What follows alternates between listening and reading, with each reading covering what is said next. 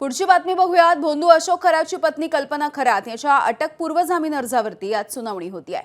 शिर्डीमधल्या आर्थिक फसवणूक आणि सावकारी याच्या गुन्ह्यामध्ये अशोक खरात सोबतच त्याची पत्नी देखील आरोपी आहे। अशोक खरात सध्या पोलिसांच्या ताब्यात आहे, मात्र कल्पना खरात जी त्याची पत्नी आहे ती अद्यापही फरार आहे। राहत्या न्यायालयामध्ये तिच्या अटकपूर्व जामीन अर्जावरती आज दुपारी सुनावणी होईल। कल्पना खरात हिला जामीन मिळणार की तो फेटाळला जाणार याकडे लक्ष आहे। कल्पना खरातच्या विरोधात यापूर्वी शिर्डी पोलिसांनी लुकआउट नोटीसही जारी केली आहे।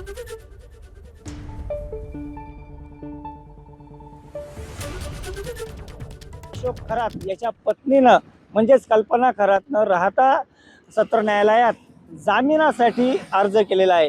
अटकपूर्व जामीन मिळावा यासाठी वकिलांमार्फत हा अर्ज तिने जिल्हा व अतिरिक्त सत्र न्यायालय जे आहे राहत्याचं त्या ठिकाणी करण्यात आलेला आहे। आणि एकूणच जर पाहिलं तर या सगळ्या प्रकरणात कल्पना खरात हिनं आपली जी पॉवर ऑफ अटर्नी आहे ती अरविंद बावके या आरोपीच्या नावाने केलेली होती आणि अरविंद बावके सध्या पोलिसांच्या ताब्यात आहे। त्यामुळे कल्पना खरात हिचा ताबा पोलिसांना महत्त्वाचा आहे।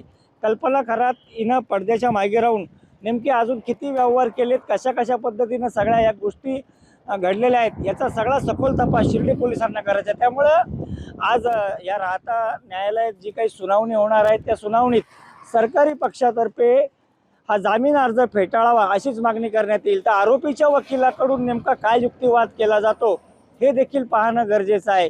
एकीकडे या भोंदू अशोक खरातचा ताबा मिळवण्यासाठी शिर्डी पोलिसांनी न्यायालयात अर्ज देखील दाखल केलेला आहे। त्यामुळे SIT आणि शिर्डी पोलिसांच्या संयुक्त बैठकीनंतर न्यायालय अशोक खरातचा ताबा शिर्डी पोलिसांना कधी देणार याचा निर्णय होईल। मात्र त्यापूर्वीच आता कल्पना खरात हिनं या अटकपूर्व जामीन अर्जासाठी केलेल्या अर्जावर आज या ठिकाणी राहता सत्र न्यायालयात सुनावणी होईल आणि या सुनावणीत नेमका काय युक्तिवाद होतो आणि जामीन अर्ज फेटाळला जाणार की मंजूर होतो याकडं आता अहिल्यानगर जिल्ह्यासह राज्याचं लक्ष लागलं आहे।